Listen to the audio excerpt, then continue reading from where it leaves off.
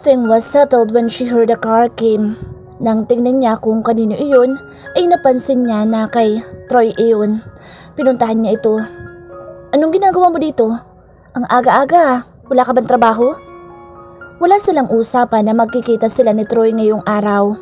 Ang alam niya ay abala ito sa asyenda at kung magpapakita man ito sa kanya sa hapon na iyon. Meron, pero masama ba na dalawin kita? Wika nito at sinimulang halikan siya. Sinubukan niyang tugunin ang mga halik nito pero inalala din niya na nasa labas sila at malapit din sa garden. Maaring may makakita sa ginagawa nila at hindi niya gusto iyon. May pagka-conservative din kasi siya. Enough, Troy. Pagpapatigil niya sa binata. Halatang nainis ito pero hindi naman pinilit na ipahalata. Tumingin ito sa hardin ng bahay nila. You have organized breakfast at the garden? Tumango siya. Nandyan si Adam at sabihin mo nga sa akin, bakit ba tila importante sa iyo ang best friend mo na iyan? Samantalang ako na boyfriend mo, hindi mo man lang masurpresa ng ganyan. Huminga siya ng malalim. Pag-aawayan pa ba natin ito, Troy?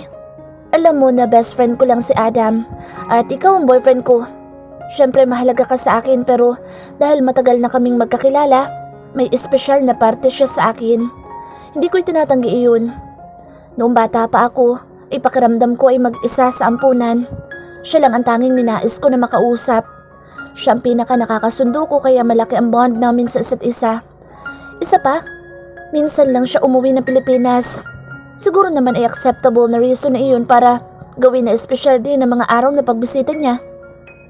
Nagtagis ang mga bagang ni Troy. Fine, pero sana kasi ginagawa mo din ito para sa akin. You never treated me this special, you know? Ha? Well, hindi ka naman mahilig sa mga ganito, di ba? Saka kung gusto mo, pwede ka naman mag-request. Pakiramdam ni Bianca ay nag-guilty siya. Paano ay tama ito?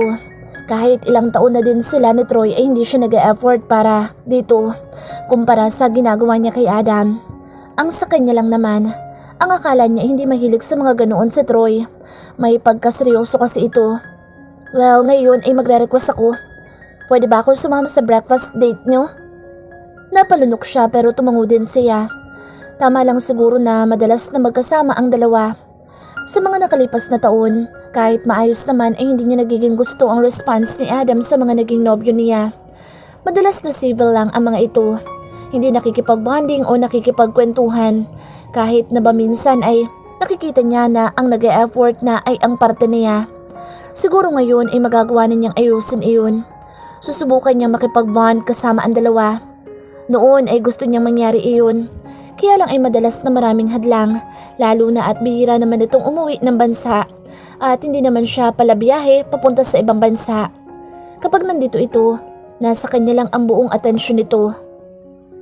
Niyaya ni Bianca si Troy na pumunta sa garden. Natakam si Troy sa mga pagkaing pinahanda niya, kaya naman nagsabi ito na mauuna ng kumain. Hinayaan niya ito dahil hindi niya sigurado kung anong oras ba magigising si Adam. Baka matagal pa at mukhang gutom na ang nobyo niya kaya hinayaan niya. Pinagsilbihan ni Bianca si Troy nang magsalita ito. Ang sarap pala ng ganito, no? Ha? Anong ibig mo sabihin? Na ikaw, nagsisilbi sa akin? Tugon ni Troy. Natahimik si Bianca. Naalala niyang hindi nga pala niya napapagsilbihan ng ganoon si Troy. Sa ilang taon na pagsasama nila ay hindi siya nabigyan ng pagkakataon. Paano naman kasi ay sa restaurant sila madalas na kumakain at kapag susubukan niyang pagsilbihin ito ay ginagawa na naman ito iyon bago pa niya magawa. Hindi ito yung tipo ng lalaki na gustong may babae na gagawa ng lahat para dito. Sa totoo nga lang ay ngayon lang ito nag-inarte sa kanya ng ganoon. I could get used to this, you know. Sabi nito saka tumaas ang isang kilay. Nakatingin ito sa direksyon na taliwas ng sa kanya, kaya hindi niya ba alam kung may nakita ito na nakapagpataas ng kilay nito. Akmang titingin na sana siya sa direksyon kung saan ito nakatingin nang magsalitang muli ito. Kung magpakasal na kaya tayo? Nabigla si Bianca sa sinabi nito. Ano bang mayroon na tila nagkakaganoon sa Troy? Ganoon pa man inapaisip si Bianca. Hindi na sila bumabata. Sa susunod na kaarawan niya ay 30 years old na siya. Matagal na rin naman ang pinagsamahan nila ni Troy at wala na siyang makita pang iba na makakasama niya habang buhay kung hindi ito. Madalas silang nagkakasundo sa maraming bagay. Pareho silang may interest sa asyenda at magiging maganda kung mapapagsama nila iyong dalawa. Seryoso ka ba dyan, Troy? Ginugulat mo ako. Puro ka sorpresa. Kanina ka pa. Hinawakan nito ang kamay niya. Bianca, I love you. Saka kailan pa ba ako nagbiro sa'yo? Alam mo na seryoso akong tao. Hindi na tayo bumabata at dapat nga ay lumalagay na tayo sa tahimik. Matagal na rin naman na ang pinagsamahan natin. Kaya ano sa tingin mo? I think it's time for us to get married. Napalunok si Bianca. So Troy was really proposing? Para sa isang babae, dapat ay kiligin siya. Makaramdam siya ng saya. Pero bakit wala siyang nararamdaman? Yun ba ay dahil napaka-weird ng pagsasabi nito noon sa kanya? Sa isang breakfast in the garden na hindi naman dapat ito kasali. Wala man lang something sweet, something romantic, kagaya ng mga napapanood niya sa pelikula ng proposal. Pero hindi ba at ayaw niya ng ganoon? Nang minsan ginawan ka ng ganoon ng isang tao, salip na umuo ka, iba pa ang sinabi mo. Sul-sul naman ng isang bahagi ng utak ni Bianca. Right, hindi dapat siya nag-iinarte. Hindi siya isang babae na makukuha sa mga cheesy na bagay. Kahit isama pa man doon ang isang romantic dinner sa City of Lovers, hindi siya ganoon. Hindi na kita kayang pakawalan pa, Bianca. Ikaw lang ang babaeng nakikita ko makakasama ko habang buhay. We are compatible in so many aspects. Bagay na bagay tayong dalawa. At alam kong napakasama ng pagpapropose ko sa iyong ito pero hindi naman iyon mahalaga, di ba? Ang mahalaga ay mahal natin ang isa't isa. So, will you marry me? Huminga siya ng malalim saka tumango. Tumayo ito mula sa kinauupuan nito. Niyakap at hinalikan siya ng mariin sa mga labi. Matagal din sila sa ganoong anyo nang tumigil si Troy at umayos ng tayo. Pinaharap siya nito sa direksyon kung saan nakaharap ito. Hey, Adam, tamang-tama at gising ka na. May good news kami ni Bianca sa'yo. We're getting married. Ngumiti si Adam, pero pansin niyang sa kabila noon ay may pait sa mukha nito. Hindi. Ayaw niyang pansinin iyon pero pilit pa rin na nagpapakita sa kanya. Hindi pwedeng mangyari na hanggang ngayon ay ayaw niyang isipin. Hindi dapat siya nag-iisip ng ipag-aalala. After all, halos isang dekada na ang lumipas at nagka-girlfriend na din ito. Kaya malaki ang tsansa na nalimutan na nito ang nararamdaman sa kanya. Hindi pwedeng maging posible na may nararamdaman pa rin ito sa kanya, kagaya ng kinatatakutan niya noon. Magkaibigan lang sila. Nililinaw niya iyon palagi dito at matalino si Adam. Makakaintindi ito. Pero bakit tila nasaktan ito sa sinabi ni Troy? At hindi man niya aminin, nasaktan din siya nang makita ang tila nasasaktang mukha nito. Kagaya ng dati, hindi niya gustong nasasaktan ito. Pero hindi rin niya gustong mahalin pa ito nang higit sa isang kaibigan. May napili ka na bang date para sa kasal natin? Napatigil sa pagsubo si Bianca nang marinig ang sinabing iyon ni Troy. Kasalukuyan silang nasa isang sikat na restaurant sa bayan nila at nagde-date. 2 araw na ang nakalipas simula nang alukin siya nito ng kasal. Sa totoo lang, ay gusto ko rin sanang i-open iyan sa'yo. Hindi pa ako nakakapili at ang gusto ko sana, kasama natin ang mga magulang natin sa pagpili. Laking Batangas ka at alam mo naman siguro ang proseso ng kasalan dito. Nalukot ang mukha nito. Ang ibig sabihin mo ba ay gusto mong mamanhikan ako sa inyo? Kumunot ang noo niya. Bakit hindi? Hindi ba't ganoon ang tradisyon? Kailangan nating sumunod doon. At ano? Ang makikisawsaw ay ang parehong parties? Hindi magandang ideya sa tingin ko iyan. Ang gusto ko ay tahimik na kasalan lang. Yung sa munisipyo lang. Paniguradong kapag inamin natin sa magulang natin ang tungkol dito, hindi sila papayag na basta-basta lang iyon.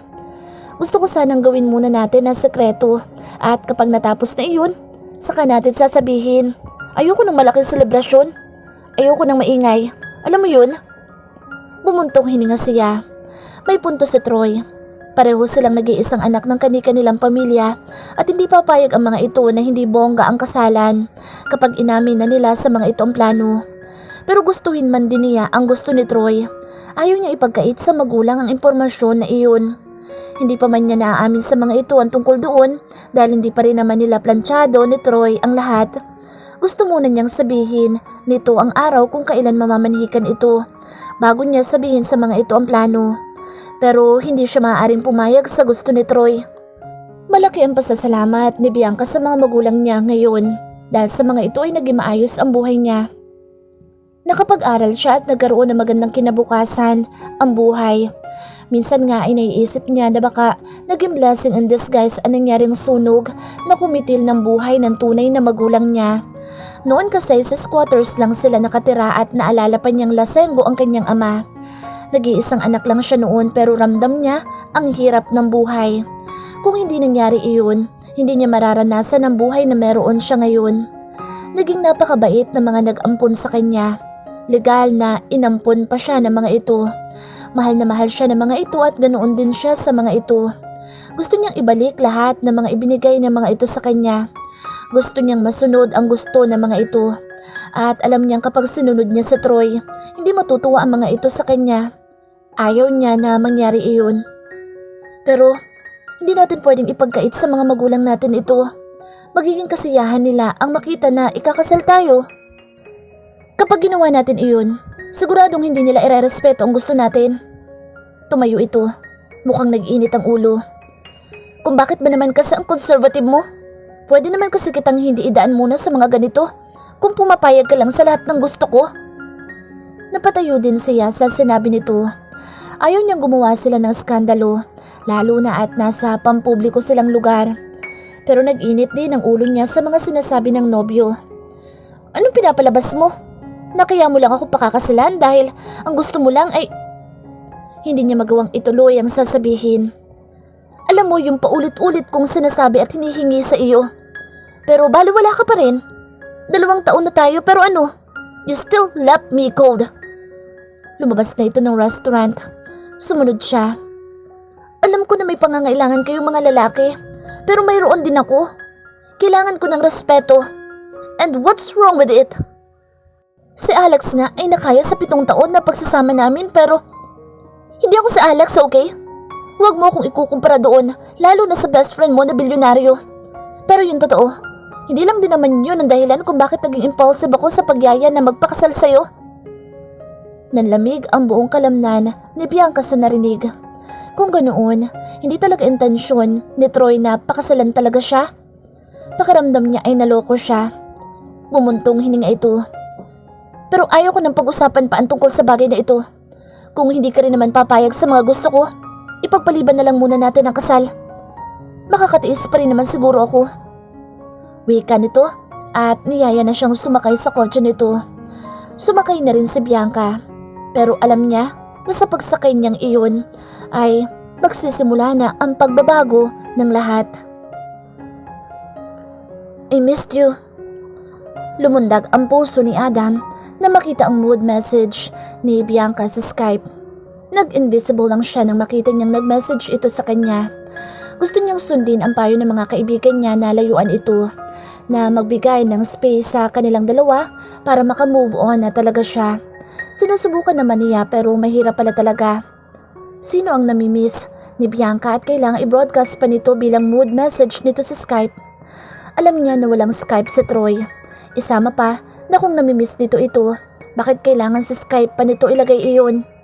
May hinala siya na siya iyon, lalo na at hindi niya pinansin ang message nito ngayon at ang mga nakalipas sa cellphone niya. Iniiwasan niya ito. Maybe she really missed him that badly. Pero ganoon pa man, hindi na niya kailangan iyon, lalo na ngayong gumagawa na siya ng hakbang para makalimot. He misses her too. But all that what happened is already enough. Ang kaguluhan sa kalooban ni Bianca ay napalitan ng inis. 1 linggo na ang nakalipas. Naiinis na siya sa mga nararamdaman niya, lalo na at wala pa rin talaga siyang naririnig sa dalawa. She misses Adam terribly and that was pisses her off about him. Ganoon pa man, kaiba naman iyon sa nararamdaman niya sa nobyo. Wala siyang pakialam kung hindi man siya pansinin ng nobyo. Alam naman niya na maayos ito dahil kapag nagbubukas siya ng Facebook niya ay nakikita niyang online ito. Pero ang hindi nito pansinin ang tungkol sa mga mensahe niya tungkol sa kailangan ng business nila sa business ng mga ito. Iyon ang ikinaiinis niya. Parehong supplier ng produce food supermarket sa Maynila ang mga asyenda nila. Dahil graduate siya ng agriculture, ang pamamahala ng asyenda nila ang ginawa niyang career. Isa iyon sa mga pinagkasunduan nila ni Troy. May compatibility sila dahil pareho silang namamahala ng lupa. Naging maganda ang relasyon nila nang dahil doon. Naiisip pa nga niya noon na maging magandang partner sila panghabang buhay dahil doon. Pero sa ginawa ni Troy ngayon, mukhang hindi na magkakatotoo iyon. Ang pinagsusuplayan nila ng produce food sa Maynila ay noong isang araw pa nagfa-follow up ng orders sa kanila. Sa asyenda nila kinukuha ang mga gulay at sa asyenda naman nila Troy ang mga prutas. Madalas ay sabay ang pag-deliver ng mga iyon dahil ang asyenda nila Troy ang namamahala sa mga deliveries. Binabayaran na lang nila ang mga ito para doon. Hindi na kasi maganda ang kondisyon ng mga truck nila para mag-deliver sa Maynila. At base sa opinyon ng accountant nila, mas makabubuti daw na mag-rent na lang tuwing magdi-deliver sila. Mas makakamura daw sila doon kaysa ang bumili pa ng bagong truck. Pumayag si Troy doon. Nakakontrata ang mga ito sa kanila. Ito din ang punong namamahala sa deliveries, kaya naman ito ang kinokontak niya. Kaya lang hanggang ngayon ay wala pa rin siyang naririnig tungkol sa concerns niya. Napagpasyahan na ni Bianca na personal na kausapin ito. Nagpahatid siya sa driver nila papunta sa asyenda ng mga ito. Pagdating doon ay sinalubong siya ng tauhan nito na nakilala niyang si Mang Louie. Nasaan ho si Troy? Kailangan ko siya makausap. Magalang na tanong niya sa matanda. Mukhang nalito ito sa naging tanong niya. Nasa Nyugan po siya, ma'am. Ang bilin niya po ay hindi siya pwedeng istorbohin doon. Umiling siya. Kahit ano man ang sabihin niya, kailangan ko pa din siya makausap. Yun lang at iniwanan niya ang matanda. Malapit lang ang Nyugan sa entrance ng asyenda kaya kahit wala siyang sasakyan ay makakapunta siya doon. Naglakad lang siya papunta doon at tama nga ang impormasyon ni Mang Louie. Nasa Nyugan nga si Troy pero hindi ito nag-iisa. At base sa nakikita niya ngayon, hindi nga nito gustong magpa-istorbo. Pero nakahalata ito na may nakatingin sa mga ito kaya sa ayaw at sa gusto nito, kailangan nitong tigilan ng pakikipaghalikan sa babaeng halos kuhanin na nito na nakasandal sa puno ng niyog. Naniningkit ang mga matang tinitigan nito ni Bianca. Mukhang naalarma naman si Troy sa nakitang anyo niya. Pero sandali lang iyon. Ipaliwanag mo sa akin ang lahat ng ito, Troy. Hindi niya maiwasang magtaas ng boses. Madalas na kalmado lang siya pero sa ngayon ay inubos ng nobyo niya ang lahat ng pasensya niya. Matapos siya nitong baliwalain, ang business nila ay sa ganoon niyang tagpo makikita ito. Nakita mo na ang lahat, Bianca. Ano pa bang kailangan ko sabihin? I've replaced you. Dapat ay inaasahan mo na gagawin ko ito dahil na rin sa nangyari sa nakalipas na linggo. Pero wala pa tayong formal breakup, Troy. Isa pa, pagtatalo ba ang nangyari sa ating iyon? Hindi lang tayo nagkasundo pero hindi ibig sabihin noon. Enough. It's better this way. Ayoko na. Nagsasawa na ako. Nagsasawa na ako sa pagpapakipot mo. Hindi maintindihan ni Bianca ang klase ng isip na tumatakbo sa utak nito. Masyado na ba talaga itong napupuno sa mga kaartehan niya? Kaya nagawa nito iyon? Ang gusto ko lang naman ay respetuhin mo ko.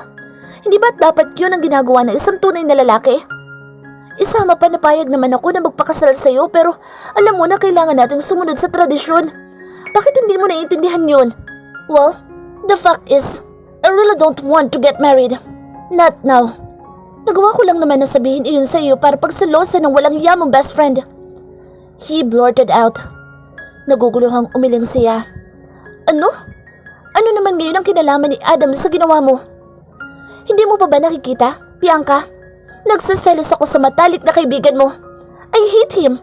Nai-insecure ako sa kanya. Sa lahat ng bagay. Pero lalo na sa paraan ng pagtrato mo sa kanya. Natampal niya ang kamay sa noo.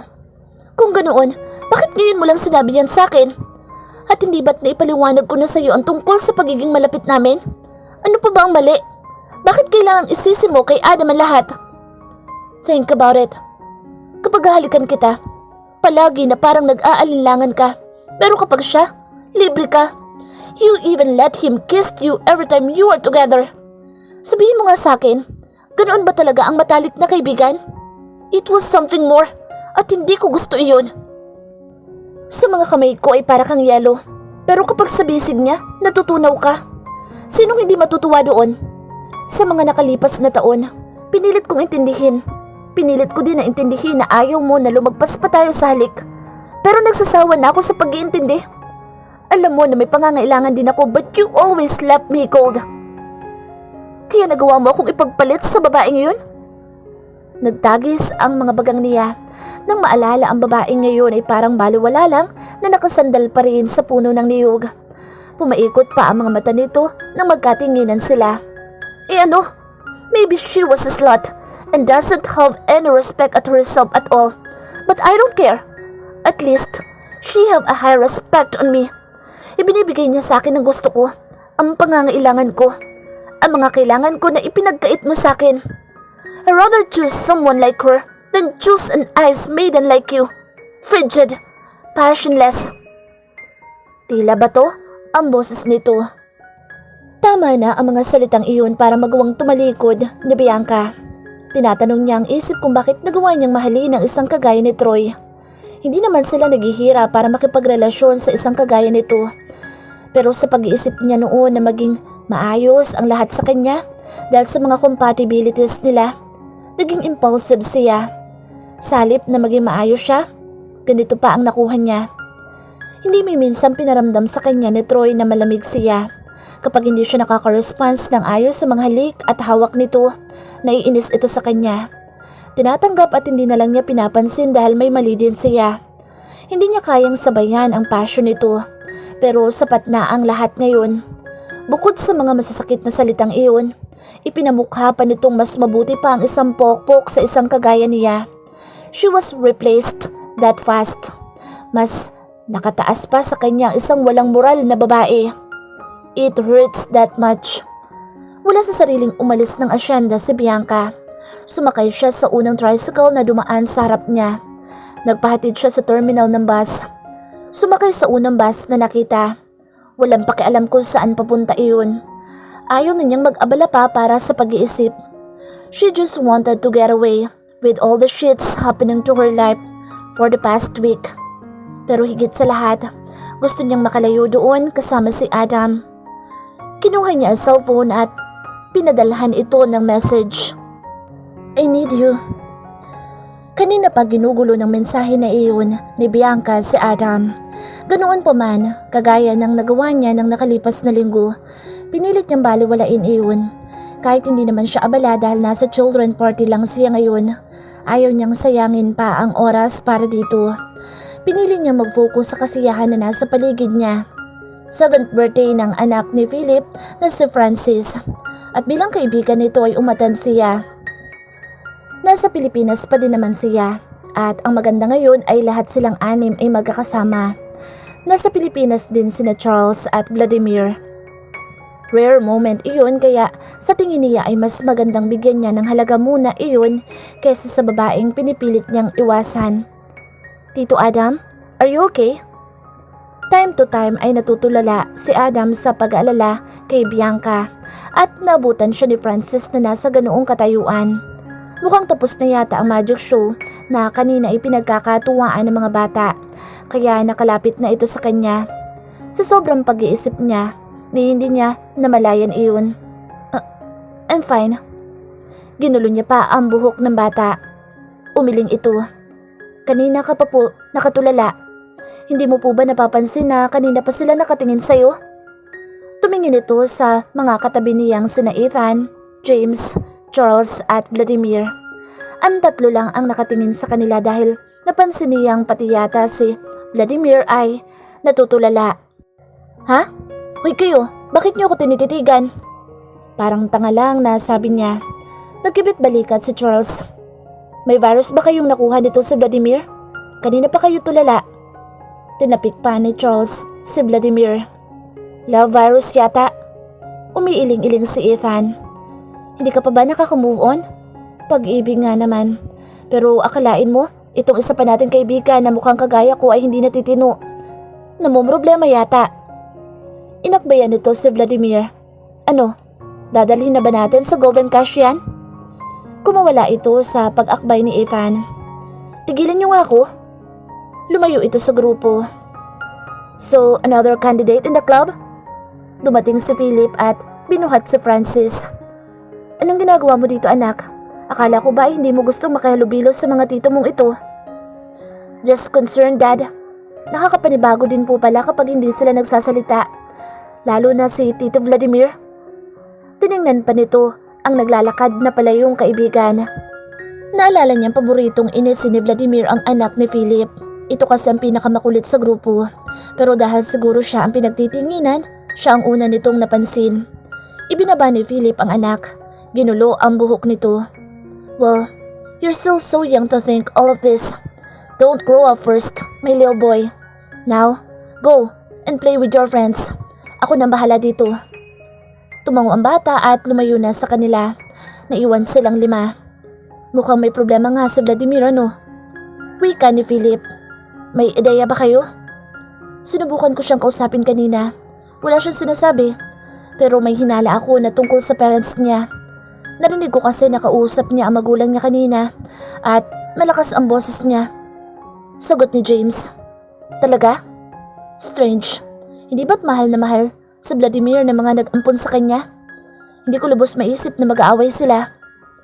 Pero mamaya na natin pag-usapan yan dahil meron pa yatang mas malalim na may problema. Ulit. Tiningnan siya ni Philip. Pas muna ako muli kapag nag-iya ka sa Golden Cash. Nangako ako kay Francis na sabay-sabay namin bubuksang 3 mamaya ang mga regalong natanggap niya. Ayos lang, there's no need to drink this up. Sagot naman ni Adam. Naintindihan niya ang mga kaibigan niya. Pare-pareho silang may personal na buhay. Isa pa, hindi naman talaga niya kailang istorbohin ng mga ito.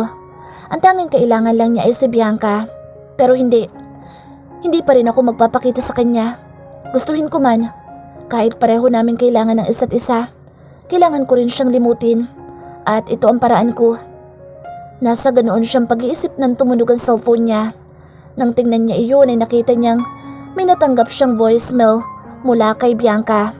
Tinetext siya nito araw-araw pero ngayon lang ito naging ganoon ka-persistent na pati ang pagpapadala ng voicemail na bihira naman itong gawin ay ginawa nito. Lalo tuloy naguluhan at nag-alala si Adam. May problema ba si Bianca? Hindi siya mapakali hanggang hindi niya naririnig ang ipinadala nito sa kanya. Nag-excuse siya sa mga kaibigan at pinakinggan ang voicemail nito. Alam ko na hindi mo sasagutin kapag tumawag ako dahil ramdam ko na pinalalamigan mo ako sa mga nakalipas na araw. But I'm lost, Adam. Nasa Manila ako at hindi ko alam ang gagawin ko. I really need you. Basag ang boses ni Bianca sa voicemail.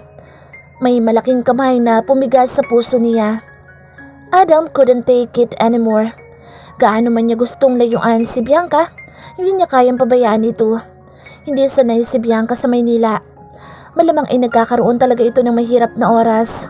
Wala pa naman itong sense of direction minsan. Tinawagan niya ito. Sa pagkakataong iyon ay hindi na lang basag ang boses ni Bianca. Nakakarinig na rin siya ng hikbi sa boses nito. Pakiramdam niya ay sinuntok ang sikmuran niya sa nangyari dito. Don't cry. Where are you, Bianca? Pupuntahan kita. Hindi ko alam. I'm lost. Umiiyak pa rin ito. Huwag ka ngang umiyak. Dromit, kumalma ka. Sabihin mo sa akin kung nasan ka. Hindi na niya mapigilang sumigaw. Natataranta na siya. Natatakot siya na maaaring may mangyaring masama dito. Hindi niya makakaya iyon. I don't know. All I know is just that I need you in the moment. I need you every day. Yun lang at nawala na ito sa linya. Sinubukan niyang tawagan muli ito pero unattended na ang cellphone nito. Lalong sinalakay ng takot si Adam. Paano niya malalaman kung nasaan na ito ngayon? Mukhang na-drain ang battery nito. Pero hindi niya pwedeng basta nalang pabayaan ito. Lumapit muli siya sa mga kaibigan at sinabi dito ang problema. I'll call my security team to help. Wika naman agad ni Philip. Ganoon din ang sinabi ni Evan. Nagpasalamat siya sa mga ito. After all what happened, hindi ko pa rin siya kayang pabayaan.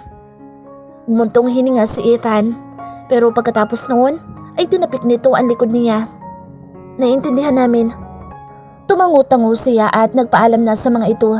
Tinawagan din niya ang security team niya para tulungang hanapin si Bianca. Pero kahit madami na ang tutulong, gusto niyang personal din na maghanap.